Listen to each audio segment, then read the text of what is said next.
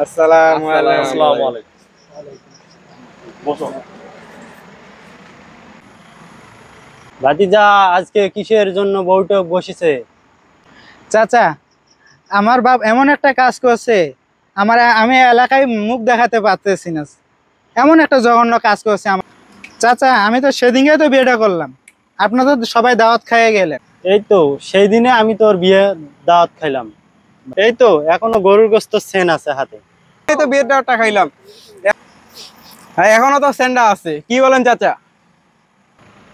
হুম হুম হুম তোমার বাবা কি এমন কাজ করেছে এলাকায় মুখ দেখাইতে পারতে? আমার বাপ আমার শাশুড়িকে নিয়ে পালাইছে। ও আচ্ছা। এ বয়সে কি ভেঙুরি রোগ ধরছে নাকি? হুম এখন আমি আমার বাবাকে বাপ বলবো নাকি শ্বশুর বলবো? আকবর চাচা এখন কি বলেন? এখন আমি কি আর বলবো আর? চাচা, এখন কি আমার বউকে নিয়ে শ্বশুর বাড়িতে যাব, নাকি আমি আমার রাস্তা থেকে ঘুরে আসি আমার বাপের বাড়িতে আসবো? কোথায় যাব এখন? আমার শ্বশুর বাড়ি কোনটা?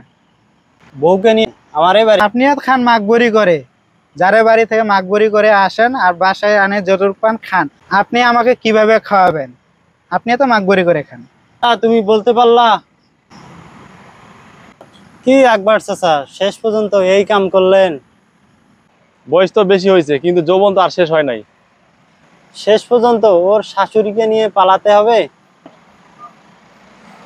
হাজার হইলেও বিয়া নেই, বিয়া নেই মনের মতো আর কাউকে পাই নাই। কি বলেন চাচা? কি বলবেন বাবা, ভুল হয়ে গেছে। কি বলেন ভাইস্তা? আমার বাবা এমন একটা কাজ করছে, এলাকায় মুখে দেখাইতে পারি না। এবার ঠিক হয়েছে বাচ্চা?